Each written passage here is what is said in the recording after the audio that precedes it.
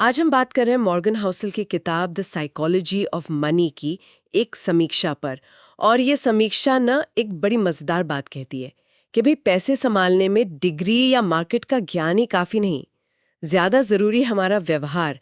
हम सोचते कैसे हैं, रिएक्ट कैसे करते हैं। चलिए इसी को थोड़ा और समझते हैं। हाँ बिल्कुल। और ये समीक्षा सही पॉइंट उठाती है कि पैसे के साथ हमारा रिश्ता कितना पर्सनल है, कितना दिमागी है। ये सिर्फ हिसाब किताब नहीं है। इसमें हमारी भावनाएं, हमारे अनुभव, हमारी वो जो सोच है ना पहले से बनी हुई, वो सब जुड़ा है। समीक्षा में एक चीज मुझे बड़ी अच्छी लगी कि हर कोई पैसे को अपने नजरिए से देखता है, अपने अनुभव के चश्मे से। जैसे किसी के लिए मान लीजिए 10,000 रुपए, ये बहुत बड़ी रकम हो सकती है, शायद महीने भर की कमाई का हिस्सा। हाँ और किसी और के लिए शायद बस कॉफी जितने पैसे। हाँ हाँ बिल्कुल। और यही नजरिया हमारे फैसलों को आकार देता है ना? बिल्कुल।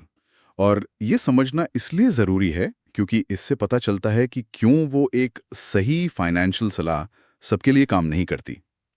हमारा जो अतीत है, वो चाहे अमीरी का रहा हो या गरीबी का, वो अनजाने में ही सही हमारे आज के पैसे से जुड़े फैसलों पर असर डालता है।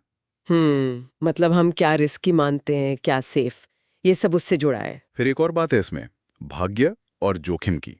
लक और रिस्क। समीक्षा कहती है कि कई बार लोग बस किस्मत से कमा लेते हैं। हाँ, और कभी-कभी सब कुछ सही करके भी हार जाते हैं। सही बात है। तो इसका मतलब किसी की सफलता को बस कॉपी नहीं करना चाहिए, अंधे होकर। बिल्कुल। और इसका एक गहरा मतलब ये भी है कि हमें सफलता और असफलता दोनों को देखते समय थोड़ी विनम्रता रखनी चाहिए। हर नतीजा सिर्फ मेहनत या काबिलियत का नहीं होता। लक का, संयोग का भी बड़ा हाथ होता है, जिसे हम अक्सर नजरअंदाज कर देते हैं। ये याद रखना चाहिए, खासकर जब हम दूसरों से सीख रहे हों। और जब हम हमरे समय की बात करते हैं तो कंपाउंडिंग, चक्रवृद्धि, इसका भी जिक्र है। वॉरेन बफे का उदाहरण दिया है कि कैसे उन्होंने अपनी ज्यादातर दौलत 50 की उम्र के बाद बनाई। जी। वो भी कैसे, लंबे समय तक टिके रहकर, धैर्य रखकर। समीक्षा में एक लाइन है कि wealth is not about earning more, it's about waiting more. मतलब दौलत कमाने से ज्यादा इंतजार करने में है। बिल्कुल। और ये धैर्य के महत्व को दिखाता है। दौलत बनाना ना अक्सर एक धीमी प्रक्रिया होती है, थोड़ी उबाऊ भी लग सकती है। ये कोई 100 मीटर की रेस नहीं है, मैराथन है। हाँ, लगातार टिके रहना ज्यादा जरूरी है, भले ही नतीजे तुरंत न दिखें।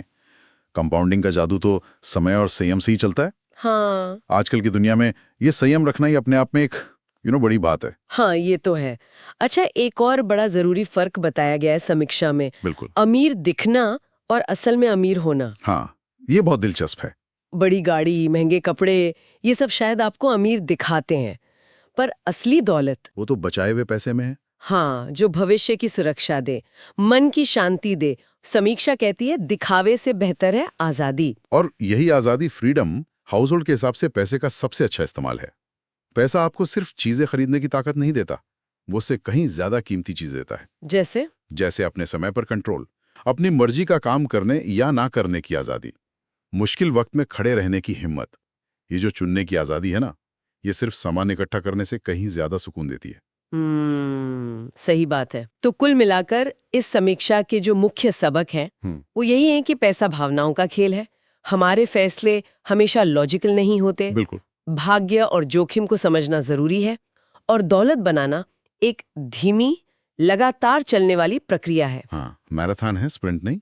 समीक्षा में किताब की सरल भाषा और जो असली जिंदगी के उदाहरण हैं, उनकी भी तारीफ है। वो इसे समझना आसान बनाते हैं। निश्चित रूप से ये ऐसी समझ देती है जो कोई भी सोच सकता है, अपनी जिंदगी में उतारने की कोशिश कर सकता है, चाहे उनका बैकग्राउंड कुछ भी हो। किताब मुश्किल चीजों को कहानियों से समझाती है। तो इस पूरी बातचीत का सार यही है कि पैसा सिर्फ नंबर नहीं है, ये हमारे मन से, हमारी भावनाओं से जुड़ा है। और जैसा कि समीक्षा में बताया गया, ये किताब हिंदी में पैसों की मनोवैज्ञानिक कहानी नाम से भी मिलती है। तो जो पढ़ना चाहे उनके लिए जानकारी है। इस पूरी चर्चा से एक विचार आता है मन में कि अगर हमारे पैसे से जुड़े फैसले इतने ज्यादा हमारे अपने मनोविज्ञान पर, हमारे अनुभवों पर निर्भर करते हैं, तो शायद सच्ची आर्थिक शांति की तरफ पहला कदम सिर्फ बाहर की सलाह मानना नहीं है। तो फिर क्या है? बल्कि शायद अपने खुद के पैसे से जुड़े जो पूर्वाग्रह हैं, जो डर हैं, जो आदतें हैं, उनको समझना है। शायद खुद को जानना ही सबसे बड़ा फायदा